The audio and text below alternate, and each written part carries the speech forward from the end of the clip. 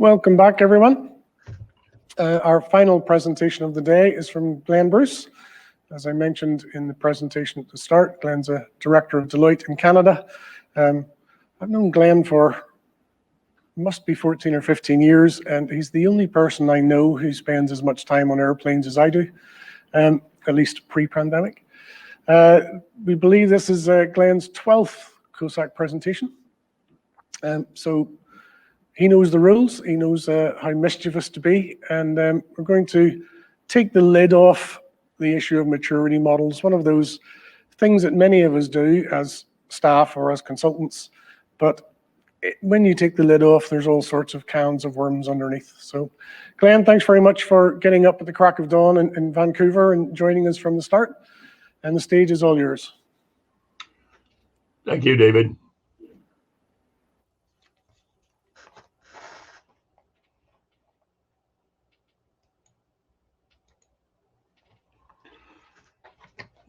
Going to talk about maturity models a little bit, and mostly from a position of experience. I've been in IT, working in IT for the last 47 years, 25 in security, and since that time I've done a lot of different types of assessments involving maturity and other things, and have learned quite a bit as a result of that.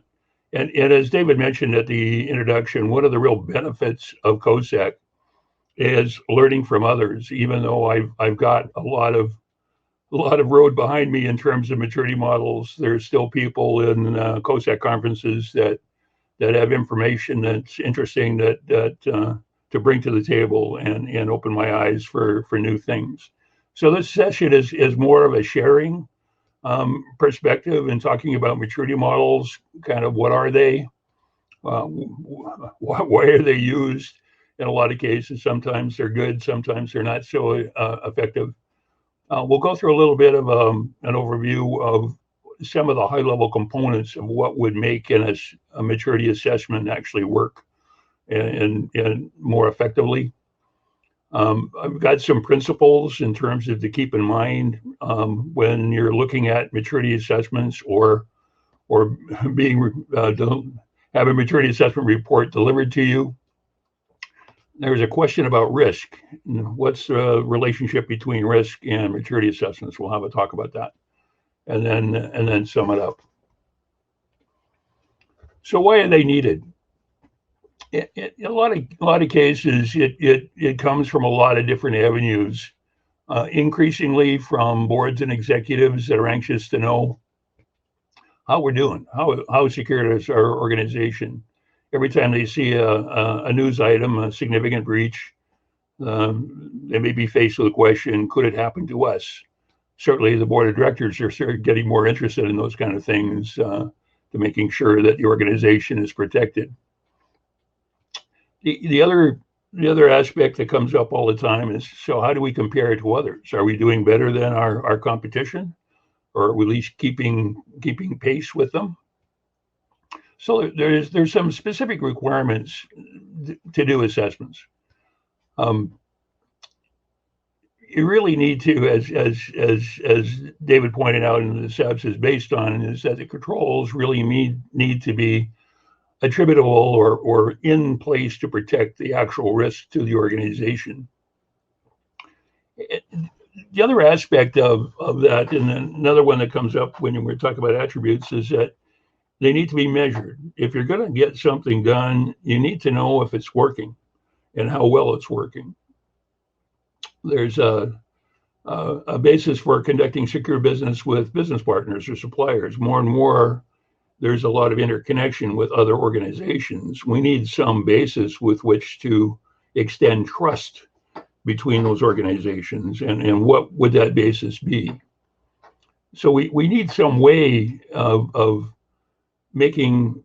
analyzing what we're doing from a security program perspective, and how well the controls are functioning or the processes are functioning, whatever we're worried about, and have some way of doing that consistently so that we can tell improvements. If we do an assessment at a later date, what's the difference between now and then? have the projects that we've initiated, has some of the technology that we've implemented, actually doing the job that we expect it to do? Are we as good as we need to be or should be? Is there a regulatory requirement that sort of compels us to be at a specific level of maturity or accomplishment in the security program? And to respond to the questions from the executive of the board, are we doing an effective job of managing our risks? Can we accommodate that new threat that just popped up last week? I think we have a poll, one poll question at this point. I'm kind of curious to know how many of the COSACers out there listening perform assessments, or are on the other side of the coin. They receive or get assessments done that they need to analyze or use for their purposes. So if you wouldn't mind just answering those questions, it would give us a little bit of perspective of the constituency, so to speak. So what are the goals of assessing the capabilities? And really, as in most consulting type activities, the question really is, what problem are you trying to solve? Glenn, sorry, Yes. you just asked me at the precise moment when I had an emergency nature break. I'm terribly sorry. The results of your polls, do you perform maturity assessments, is 83% yes, 17% no. And do you have maturity assessments performed for your review is 37%, sorry, it's just gone up, 39% yes, and 61% no. Okay, so we're heavily weighted towards the doers. Yes. Performing the function. Okay, that's good, because we'll be able to talk to that a little bit more. So when I was talking about the goals and desired outcomes, is that we're faced with conducting maturity assessment, and that could be enterprise-wide or it could be more targeted, whichever the domain that we're talking about. And can we use that as a baseline from a comparison perspective? Can we compare that to others? Is there a basis to do that? What we're trying to do is identify areas where improvement is required. The ability to identify and report on changes is an improvement, to say that if we have a base level of assessment, we initiate a security program with a number of projects involved to improve the things that need to be improved, then have another look at a later time to say, did that actually happen? And in some cases, you may need that as proof of the value of the money you're spending for your security program, to say that here's some tangible benefit that of improvements that I can show the executives, to say, here's why the budget is as it is, and oh, by the way, we need much more from that perspective.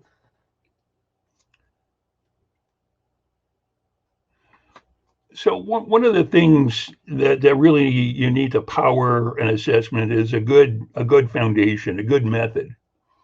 And here's some information of the high level view of what some of those components may be. And it doesn't really matter whether we call it a program function capability assessment, security controls assessment, whatever is the focal point of what information you're trying to obtain. We need to determine what type of assessment it's going to be. And in some cases, there may be a choice between a maturity and an implementation assessment. I'll talk about that in a minute.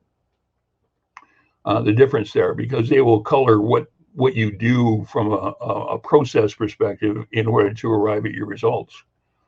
We need a reference standard, some way of the things that you are looking to assess. It could be a security controls library such as ISO or NIST. It could be requirements defined by regulatory organizations such as OSFI or FFIEC. Those are two organizations that regulate financial institutions in the US and Canada. Could be PCI, DSS, COSO, CMMC. We're going to talk about that in a little bit more detail. US federal government maturity model certification. C2M2 for the energy sector,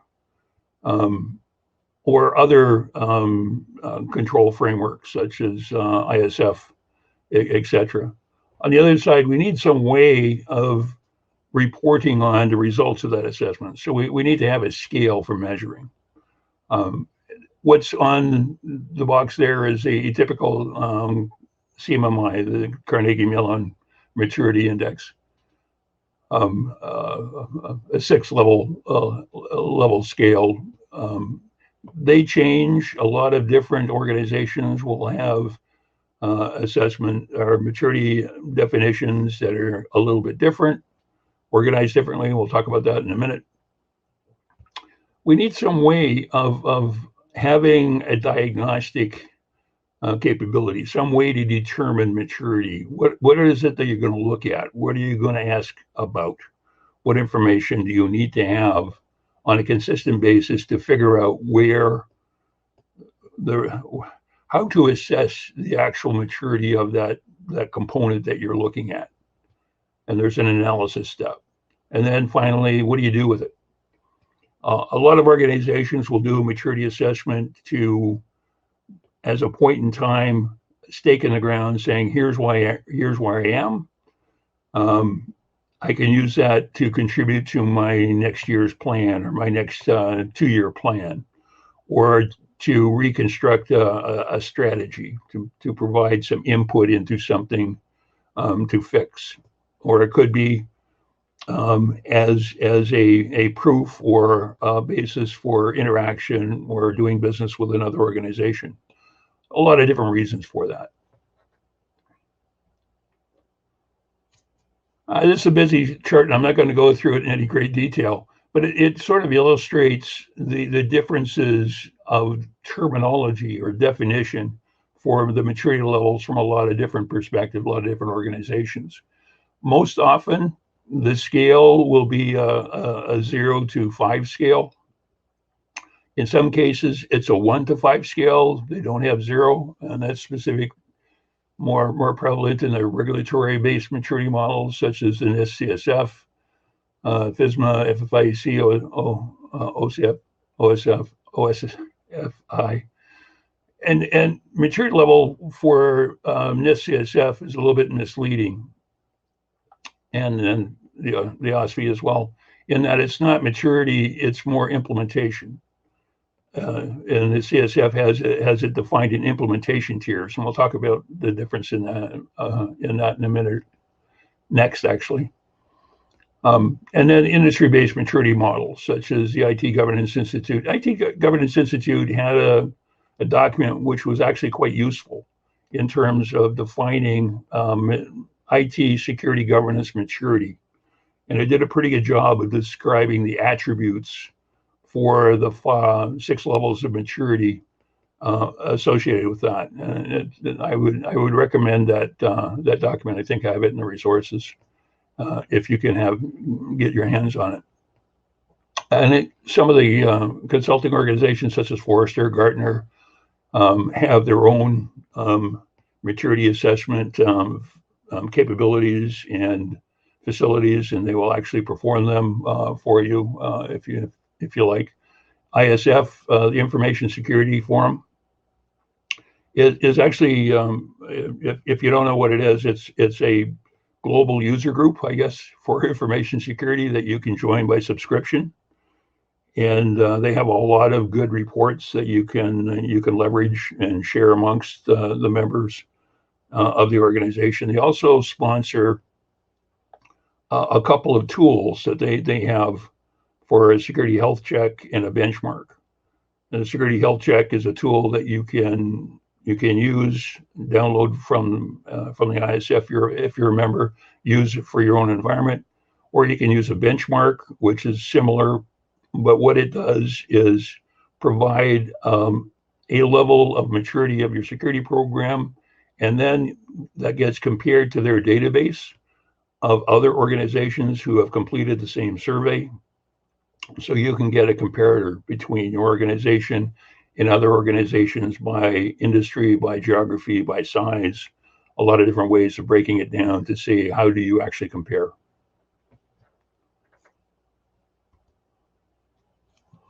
Okay, so one of the things to watch out for is the difference between maturity and implementation.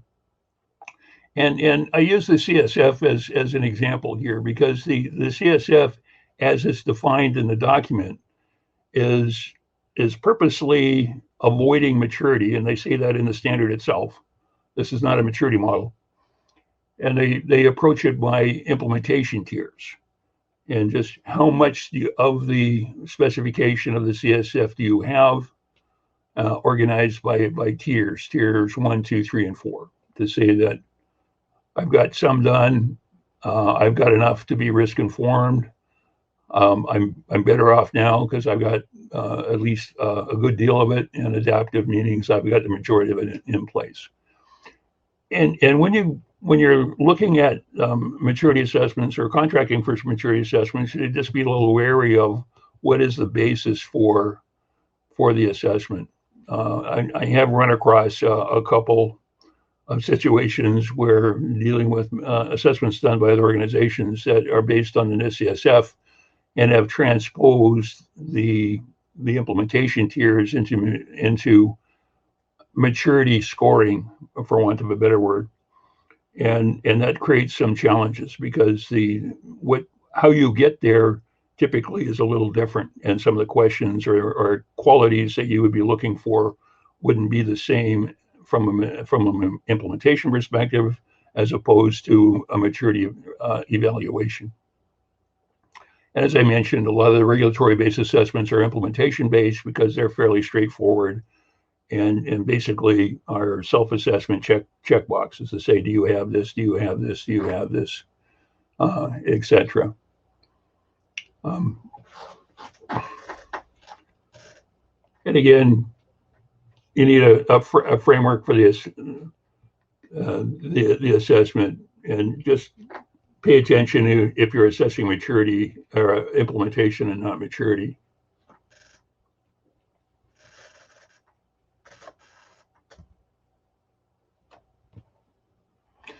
So if we take a look at what are the big building blocks for assessing maturity, one of the first steps is just to figure out what type of assessment it is. What is the target that I'm trying to evaluate? Is it the security controls?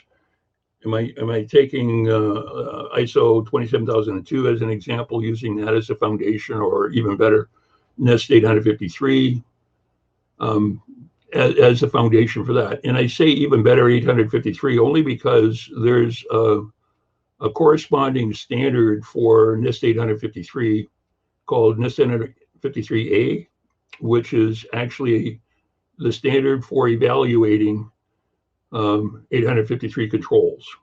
And so you've actually got some guidance about how to assess 853 controls. Now, I don't know if the A version has been out for version 5 of NIST 853 yet or not. I'm not sure.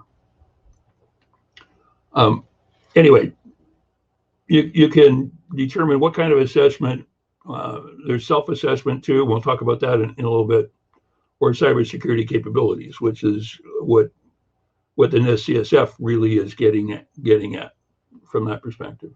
So anyway, if you decide what kind of assessment I need to have, what am I assessing it against? What's my frame of reference? I need something that's repeatable, that's consistent, that I can use again and again if I'm trying to assess at milestones within the organization, or I'm comparing to somebody else. I need a consistent reference standard so that we come up with at least a comparable score in order to measure that. What's the measurement scale that you've got? What's bad? What's good? Picking a scale, a 0 to 5 scale is one thing, but what you really need to understand and be clear about is what qualifies, what's the difference between a 2 and a 3? What's the difference between a 3 and a 4? What are the attributes that I really need to look for each of the areas that in that type of assessment for controls, processes, whatever it is? How can I determine what the actual maturity of that is as it exists today? Have a framework for the assessment and a method to report the results. One of the key points there is will it be understandable?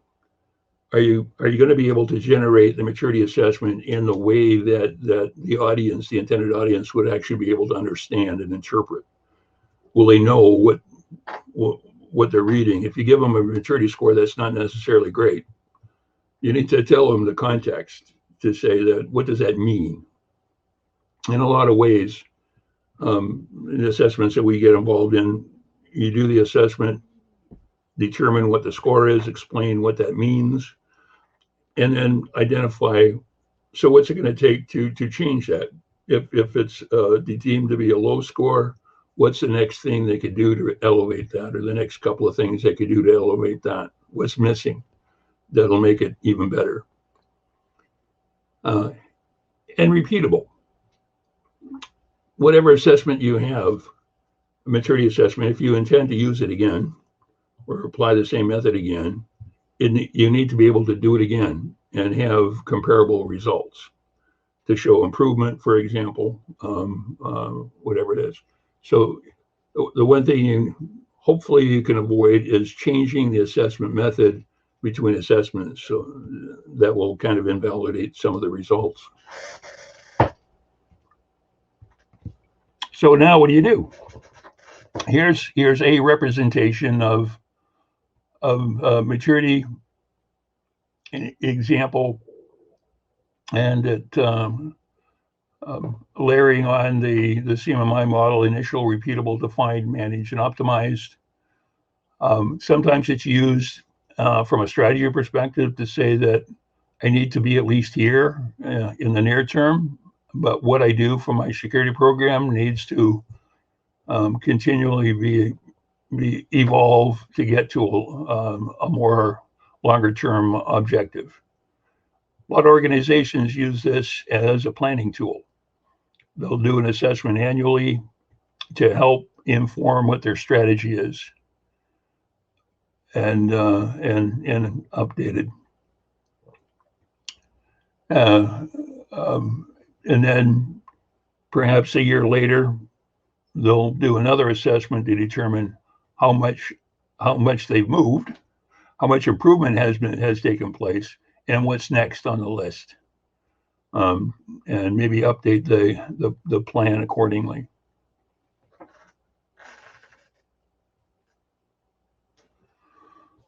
As I mentioned, you need to have some. What do those levels mean? This is not intended to be. I'm not going through these in any detail. The point I want to make here is on the left-hand side. There's N, A, R, D, M, and O is at the bottom there. I ran across interesting constraints in a couple of organizations where they didn't want to have numeric scores. They found numeric scores to be somewhat meaningless or had an aversion to numbers. I don't know what it was. So we have to translate what the score is into letters to say you're an N in this particular thing, in this other component, you're an A, in this other component, you're repeatable. So if you're performing assessments, especially if you're performing assessments for others, you need to understand what scale the objective organization is comfortable with. How do they want to see the results portrayed? But one of the really important points is to have the attributes, characteristics clearly defined for what the levels of maturity actually mean. So there's a good interpretation of the results. So To sum it up, and from a maturity scale, this is what I use to describe to people what the maturity means. If it's a 0, non-existent, means I got nothing. In fact, I don't understand the question you asked. I'm not sure what that means. Maturity level 1, ad hoc, we managed to do it. Yeah, I think we did that. Maturity level 2 is, yeah, we did it, and we could probably do it again. I think Fred over there can do it again if we had to. Maturity level 3 is, okay, now I've written it down. So anybody can do this if they follow the directions from that perspective. Maturity level 4 is, we do it all the time and we can prove it works. So now I'm actually measuring the effectiveness of what it is that I'm looking at, so that I can tell how much it has improved over time. I've got a measurement and reporting system. I've got reporting and risk thresholds, whatever it takes in order to get down to the effectiveness of that actual control. And then optimized. Optimized is kind of one of those things, target areas that doesn't get as much attention, other than I need to do better. If you implement automation, if you have continuous improvement, you've got some process in place to always improve, and a security program, you're getting, and based on the measurements and your reporting from the managed area, you're really getting into the maturity level 5. Interestingly, of any assessments that I have done, organizations big or small, national or local, I've never once had an assessment that was greater than a low 3 in maturity level. Never seen a 4 across the board. I've seen 4s in certain aspects of the security program, but in terms of the overall, never seen it. I don't know if I'm not looking in the right place, or being too tough, but that's one of the things that is interesting. So what do you do with the results? For example, if it's an ISO assessment, put it on a bar chart, defined by the domains in the ISO chart. Boy, there's some boxes that are missing. The red line is meant to portray the actual results. So this is the results from the assessment as the assessors view it. The next line, the blue line, is what management thinks the organization is operating at. And this tends to be consistent, because management always have a better picture, or think their security program is operating better than it really is. And the green line is what the executives tell the board, how well the security program is operating at. And I find this to be an interesting component.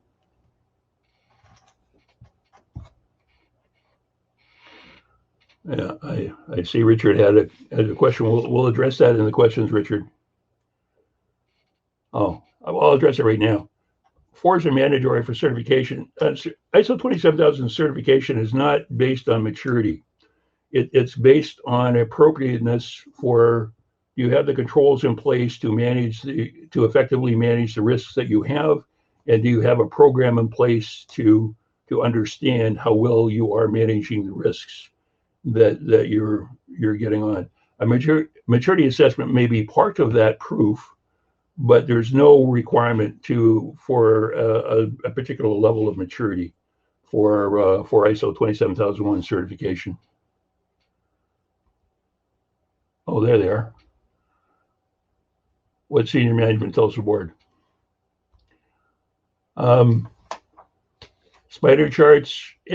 The odd thing about reporting on maturity is there's a lot of different ways to do it, and it really is how to get the point across to who's ever receiving the maturity assessment to understand and visually help them through that process, especially if you have year-over-year assessments. You can start to layer on past year's performance to say what the delta's change has been. Interestingly, I have been involved in a couple of situations where we were doing assessments for an organization that had a maturity assessment done by someone else previously. And we're faced with the prospect of telling them that your maturity is actually less than it was last time it was reported.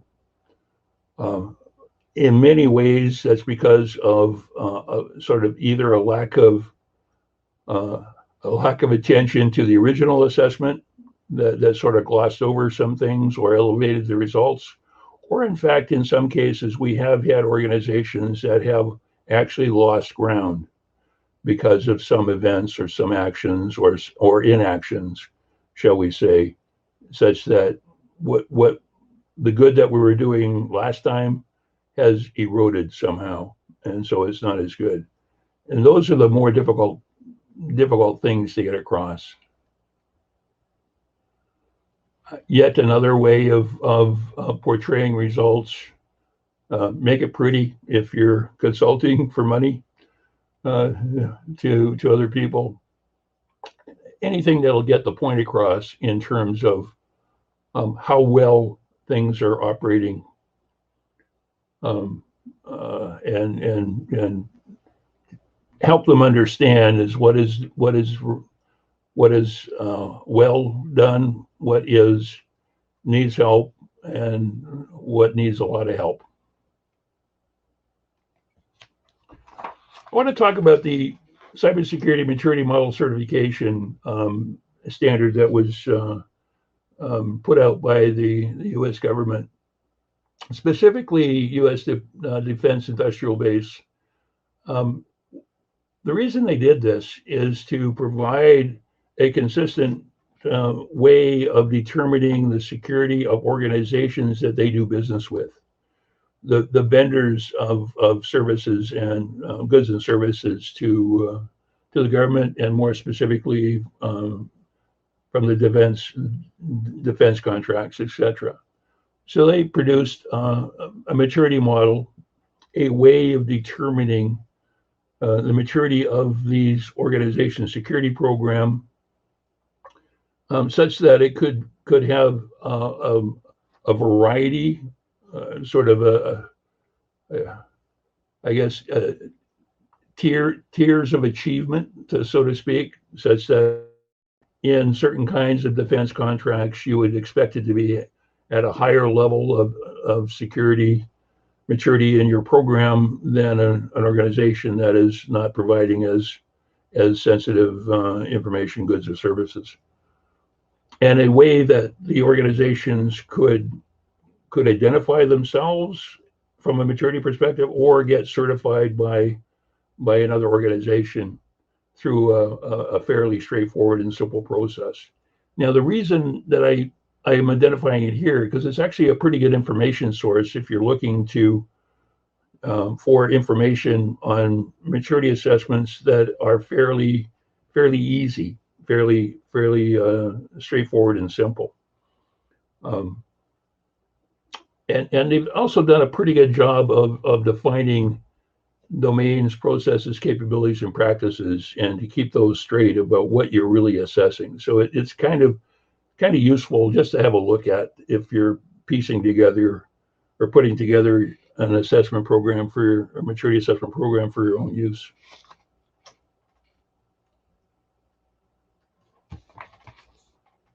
They differentiate between practices and processes, and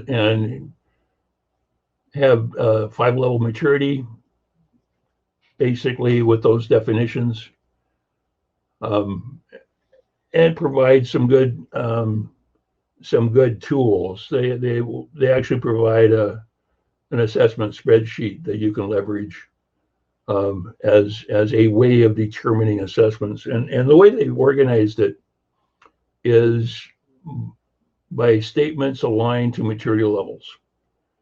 So if you think about it as more of a tick box approach to say, if you can tick these statements off, tick the ones that apply to your organizations, the tick marks will apply to a statement at a particular maturity level. If you're able to tick off the threes and fours, you're actually indicating that you're operating at a higher maturity level. So the requirements escalate by the maturity level from that perspective. And it's both from a practice and process perspective for each of the domains.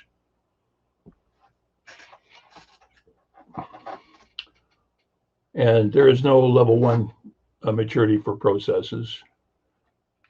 It's assumed that there's at least something there from a process perspective. Now we're trying to look at documented. Self-assessments, force for good or evil. And the reason I say that is what you're doing is crafting something, a questionnaire that can be filled out by somebody. Fill in the blanks or checkbox, and most of them are checkbox to make it easy to determine the results. They can be useful for some purposes, and I've used them in a number of occasions to characterize an organization, or actually in some cases to have the same assessment completed by a number of different parts of the business or organization and compare the results. By doing that, what we did was we actually acquired some insight into some things within the organization if there's a disconnect between two business units, or the business units and the security group, or the operations group and the security group and the business unit. And it really helps inform some of that perspective. And you get a more rounded or fully formed process as a result of that. Having said that, you may be subject to some inaccurate results, in that it's easy to tick off a box or assume that, yeah, I think we do that from that perspective, and that you end up with a bit of a higher level of maturity than what reality actually dictates. The challenge in creating self-assessments is on how you craft the questions in terms of making sure that they're easy to determine the right answer. What I mean by that, if it's a checkbox question, craft the questions in levels of maturity such that it's easy to discriminate between the levels of maturity.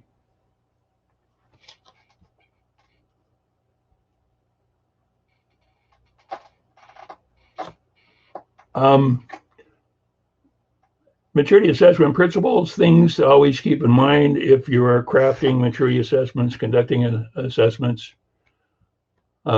Use a reference standard or framework that's comparable, something I can use that I compare with others, or again, if that's what's important to you. Use a method that's comparable, so don't change the method substantively between assessments unless you're recrafting, striving for a new base. I always strive for accuracy, and this is a real challenge if you're the one doing the assessing, is to figure out what's the truth, what actually is that control or process operating at. My experience has been, a lot of people will say they're at a level 3 defined, it's written down.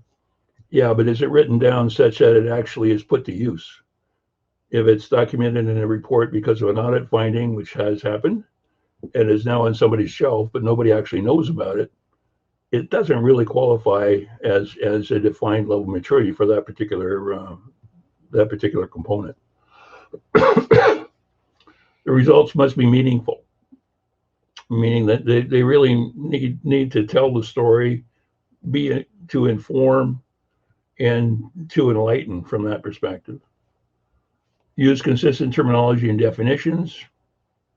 Make sure that you define everything up front and those definitions are understood so that they can be interpreted specifically.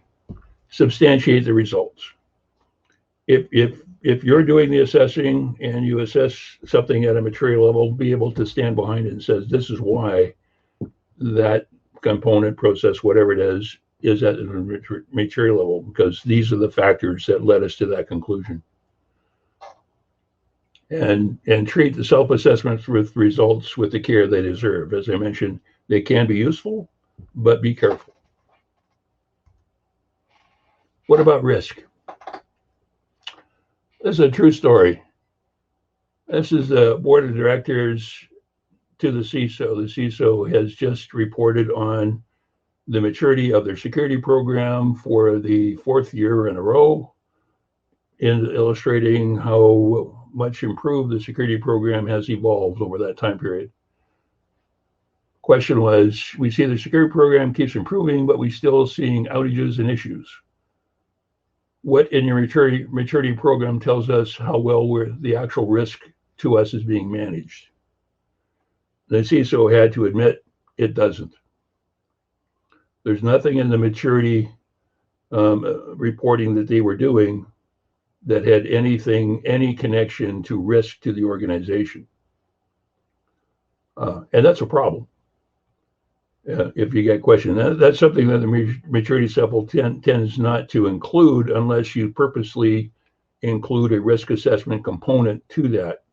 What we have done in maturity assessments is to also add a risk assessment component to that by using the maturity levels of whatever components that being assessed as the likelihood in an assessment, apply a threat catalog against the maturity assessment, adjust the impacts for each of the component parts in the threat catalog to the industry and organization, and come up with admittedly a rudimentary risk assessment, but it provides additional insight into prioritizing what needs to be done next. Maturity assessment will say, here's what's weak. The risk assessment will says, and this weakness is important because of perceived threats or vulnerabilities that may be exercised.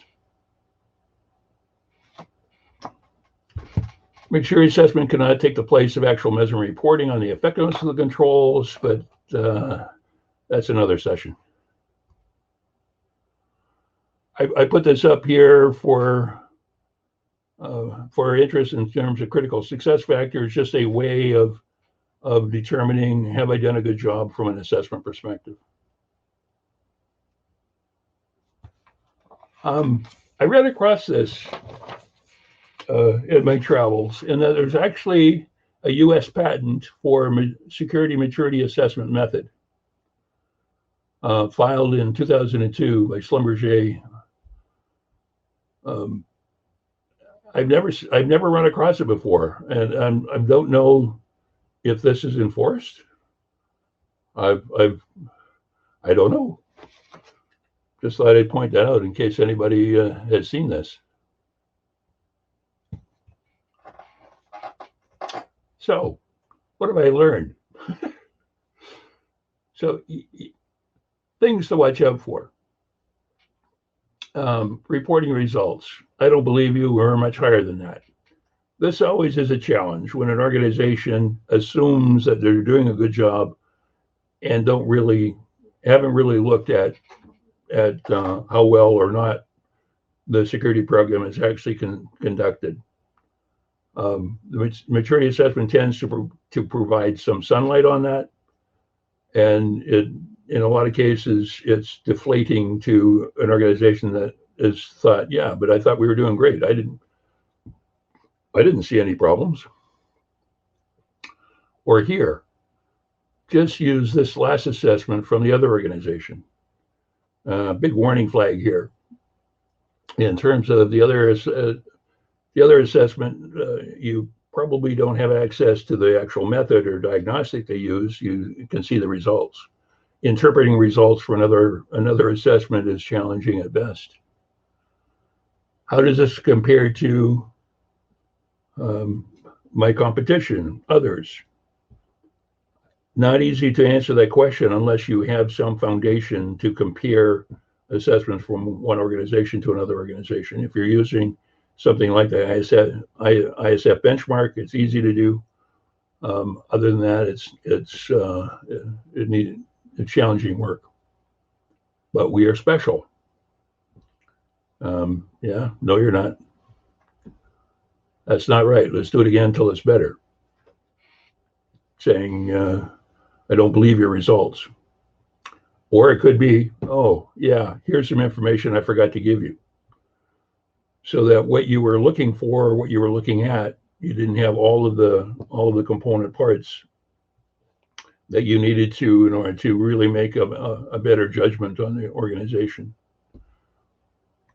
Well, what we find is that some organizations will depress the results in order to priority projects and funding. I need money for my security program, so let's make it look a little worse so I've got something to improve. Or they'll inflate the results to impress executives, or defend actions that they've already taken, which we see also a lot. It says we can't be that bad. We can't be that bad. Let's figure out how to do that. And I've actually seen organizations apply weighting factors to adjust the results to favor areas over another area, which is not a good idea, but it does happen. I've included some resources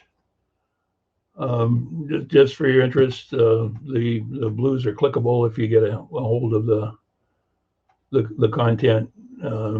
Just some information about maturity assessments and some of the organizations. And more questions. Hi, Glenn. Thank you very much indeed. I had a bunch of questions lined up, but as you progressed through the presentation, you answered most of them. I was particularly happy to see your risk assessment slide, because I was going to say there's a maturity assessment tells you that you're doing the thing right. I've seen many organizations doing the thing right, but doing the wrong thing.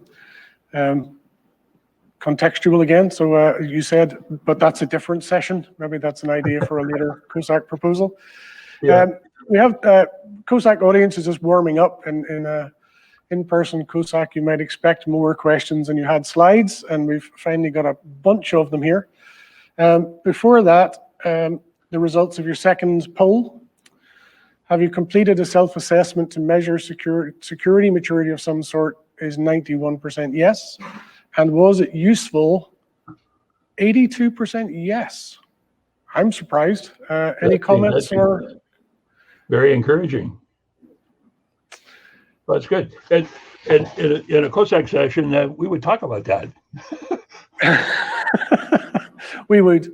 I think MZ Omarji had a question. There it is. Thanks for joining us from South Africa, MZ. Congratulations to the BOCA, and I hope you're getting through safe and sound, all the circumstances there.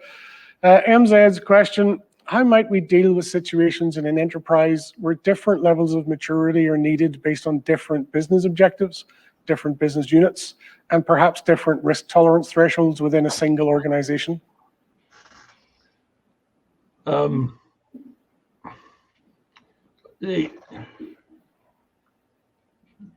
one thing that is a common theme is if we're talking just maturity assessments and a maturity CMMI maturity model assessments, a level 3 is kind of table stakes in most cases, and it's deemed to be by the industry as table stakes. It means you got to write it down. You have to have something defined that you can prove that you've got something useful for the continuing operation of your organization. So whatever business unit or parts of the organization should at least be at a level 3. from operating at a level 3 from that perspective. You can choose perhaps to have targets for other organizations that are more operational oriented, and more of a requirement to manage risks to get to a level 4 maturity, because now I'm measuring the effectiveness of controls, and now I understand how well they are actually working, and I can actually inject some part of that measurement to put some risk thresholds on the reporting of those controls. So I've got an idea of what the risk is associated, how well I'm managing the risk based on how well the control is actually functioning, from that perspective. I don't think, practically you can adjust some of the, depending on your reference framework. Some of the areas may be lightened up than other areas that may not be as important for parts of business units. I don't see a problem with that if you do it knowingly, saying is that I know why I'm making adjustments to here, and some of this area is not as important for this particular business unit because we don't do that, or we're not involved in that kind of activity. It's manageable as far as I think. Okay, thank you very much. We have Mr. Rob Campbell, finally someone coming on stage. Welcome, Rob. Good to see you again. Indeed. Hello. Rob. Couple of questions. One kind of based on Dave's pearls of wisdom earlier on. Have you ever actually performed an assessment based upon the business attributes as your I have not had that opportunity. It would be a good thing, but I haven't had the chance to do that. No. No, I did wonder. It's I guess most organizations do go for the standard-based approach, which is why you're kind of, rather than the business risk approach. So it would be an interesting exercise, I do believe. It would be. In fact, I would think that would be an obvious opportunity from just a measurement reporting perspective. If you're measuring the attributes, you should be able to report on the attributes from a risk and reporting perspective. And if you can add risk quotient to that if you have an opportunity to do so as well. Indeed. And the other question you mentioned in one of your slides there, that the difference between your maturity and basically an implementation checklist. I mean, one of the things that I do all the time in my maturity assessments is I actually use the implementation as one of the factors that I measure, because if you don't, you could have a capability, service, or control that's been implemented, but if it doesn't necessarily have the scope, then you're not going to be mature if you're only covering half of your organization, for example. So my question is surely you would include the implementation state within your actual maturity measurement? Yeah. I didn't mean to say the implication is not important. It is, but it's a basis to then look at what other information do I have, or proof that it's actually doing something in the organization, or has been implemented. And that's some of that difference between, as I sort of alluded to, a lot of organizations will be assuming themselves to be defined level 3 maturity because they've written it down somewhere, but it's actually not useful because it hasn't been put to use within the organization to actually qualify as a defined level maturity. So in a lot of cases, that implementation level says, yeah, and how is that actually being used? You need to fish a little bit to figure out how it actually has been implemented in the organization. So I didn't mean to say that implementation is not important. It is, but to do a good job of the maturity assessment, there's likely more to it than that. No, absolutely. I completely agree. Implementation for me is always part of that maturity question, Yeah, no, I agree. All right. Thank you very much indeed, Rob. Cheers. We've also got Nishant on stage. So Nishant, over to you. Hey Dave, I'm good, and thanks for setting this up. Pleasure. Hi Glenn, and it was a very good session and presentation. It gave us a holistic view of how the maturity assessments and why these are helpful in a short time. So my major challenge, I am part of security architecture and governance team in my company, and one challenge that I am facing is that the controls are frequently changing, right? So suppose we are moving our workloads into the cloud environment, there are new controls that are coming in, right? And putting them into the policies, getting the whole policies approved, at the same time, letting these controls be implemented by the teams, there's a good amount of gap, right? At the same time, we have been heavily audited by customers. We need to ensure compliance as well. So how do we bridge this gap? And is there any efficient method so that we get to the control implementation and compliance in a very short time?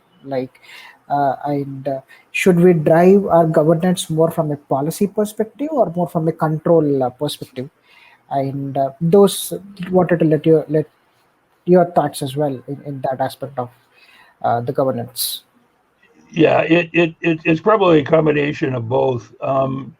It is a challenge if you're constantly changing your controls. It's easier if you sort of settle on a family of controls. Take ISO as an example.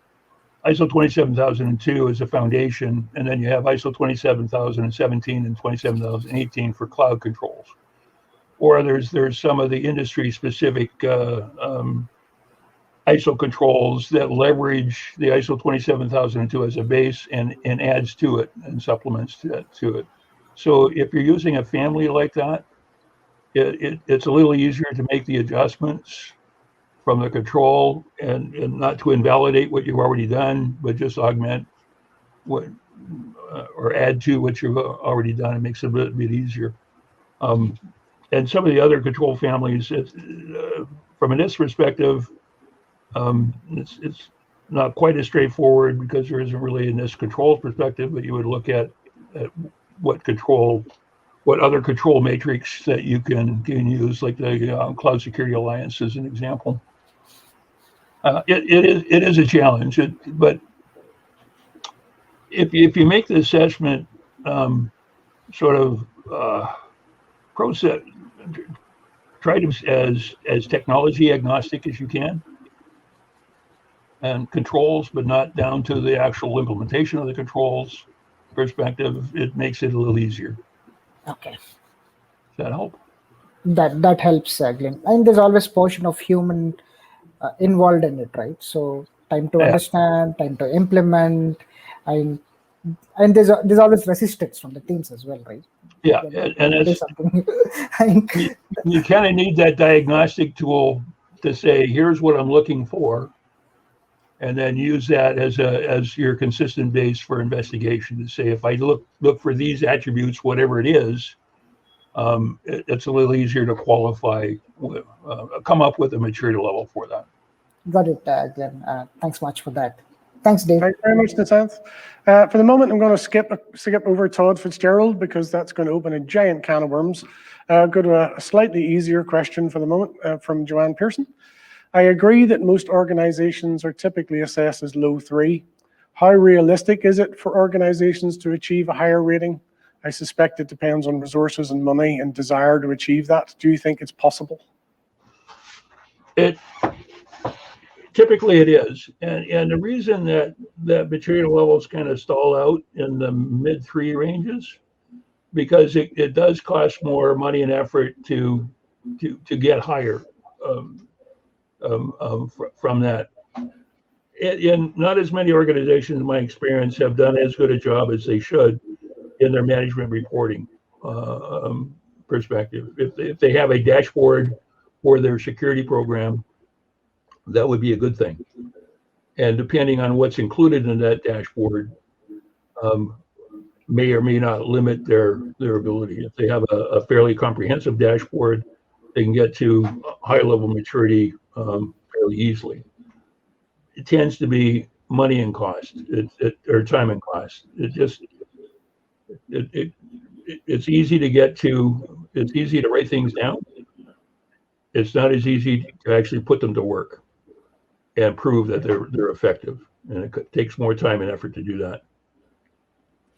All right, let's open Todd's can of worms. So we'll read Todd's question, and there's about 3 caveats on various parts of the chat window. Let's try them all in one go and see how your brain copes here, Glenn. Todd asks, in your opinion, what maturity levels should organizations be targeting, given financial and resource constraints always exist?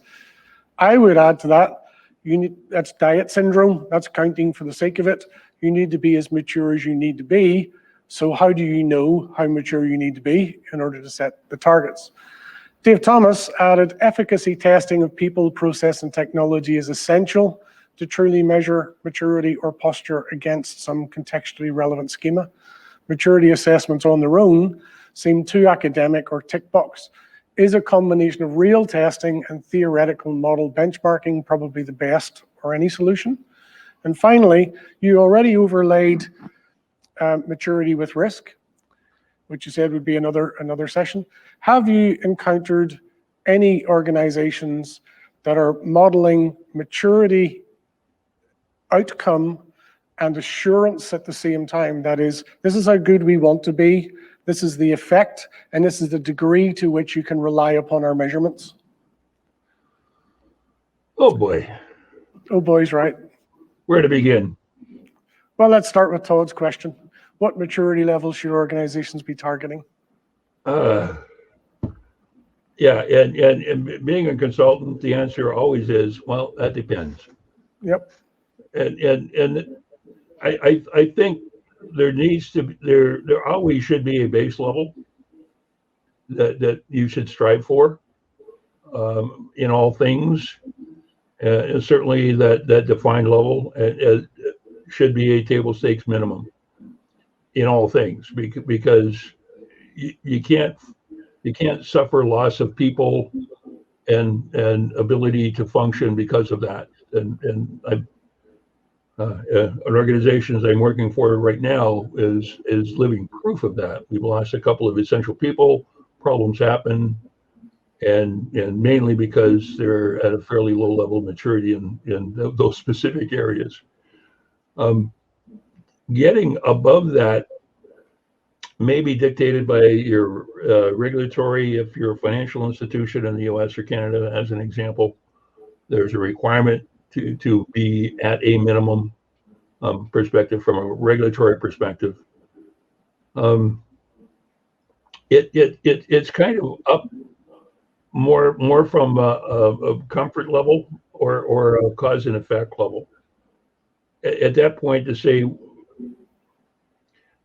where does your strategy position you to be? And some of that means, do you need to have a higher mature level in some areas because of the type of business that you are in, or the type of business that you are contemplating on being in? Do I really need to make sure that an area of my security program is functioning effectively in order to manage the anticipated risks of doing that, or getting a business with some other organization, or getting in joint ventures that are dictating higher levels of maturity from that perspective? It's a hard problem to answer without some additional context. Context is everything.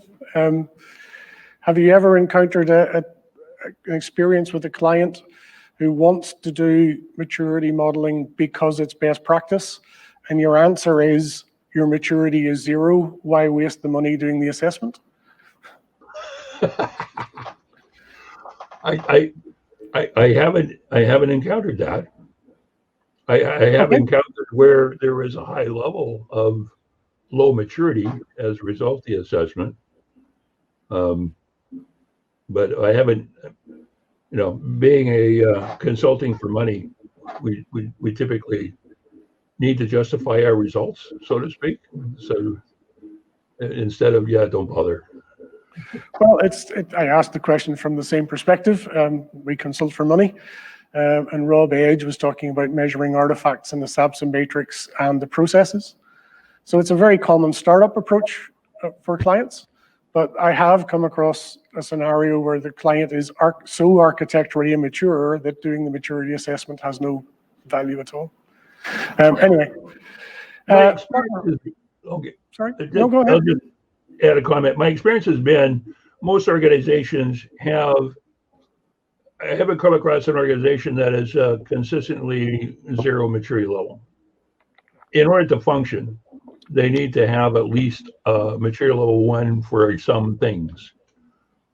Otherwise, they just couldn't function. Or at least the scope of the maturity assessment couldn't function. Yeah. Okay, Martin Hopkins, have you come across organizations that are assessed to be exceeding their target maturity? What would be your advice in this scenario? That has not happened. I've had the interesting function of doing a maturity assessment for organization, and part of the problem was of our own making, and that we were doing a simplified assessment to help them do their planning, their annual strategy and planning. So it was a fairly quick, lower cost approach to selectively say, look at the program without a lot of in-depth analysis, a lot of in-depth maturity analysis, shall we say, to say that, well, you should do this, you're not doing as much here as you need to do, here's some stuff that you can do. So we came up with a number of recommendations for that. And a bit of a high-level maturity assessment to sort of as a foundation for that. I kind of apologize for that from a professional perspective, because it's not really a good practice to do that. What they did is they executed each and every recommendation that we provided them, and then had the assessment done the next year. So when we took a look at using the same simplified framework, their maturity went up, as you would imagine. Yeah. The problem with that is it provides a false sense of accomplishment, because the maturity from a program perspective isn't as good as from the assessment perspective, because the assessment was somewhat limited. And that's not an easy message to deal with, because we can tell them your maturity has gone up, but you can't tell other people that I'm at a maturity level 4 now, or nearly a 4, because it's really not true from a holistic security program perspective. It is for that sliver, but not the full program. So you need to be wary. Yep, as you pointed out in your slides about deflation, clients in any form of dashboard or benchmark or measurement, there are organizations who say, I can't present that until all the lights are green, or I don't want to present it until they're all red, so I get budget. Yeah. Models are great until you introduce humans. I think it's our last question from David Thomas again. With the likes of CMMC mandated for US DoD contracts, do you see this trend of mandating maturity becoming mainstream across many sectors, and therefore we all need to master maturity assessment skills? I see it become more of a focus, because I've been dealing with some of the like a couple of provincial regulatory organizations that are looking at enhancing their ability to provide guidance and more regulatory oversight for the institutions that they're responsible for. And there are maturity assessments that some of the national governments are sponsoring in the US, Canada, and the UK, where you can get a level of maturity using their framework, simplified framework, and in some cases have a third party attest to that. I see it happening more often. I don't see it as yet from the compelling perspective, but certainly from an interest and progress perspective. Yeah, I think becoming familiar with the concepts and terminology is at least useful. Okay, thank you very much indeed, Glenn, for your responses to all of those questions. That was almost like a real COSAC for a while there. Thank you to Les and to Helvi as well for participating, giving their time for our second COSAC Connect, and for everyone who registered. It's obviously not quite the real thing. The debates in person continue for vigorously for many hours sometimes. The agenda for the full COSAC virtual is on the website. We very much hope you have a look at that, and that we'll see you next month.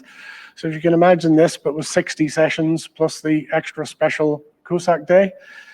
The networking room is open. I'm aware that it is working time for many of us, but please do, if you have time, click on that link that Trish has just posted and come and say hello to your old friends or new friends. Apart from that, thank you all very much indeed for participating, and hopefully we'll see you at COSAC 2021 next month. Thank you all very much indeed, and see you in the networking room. Cheers.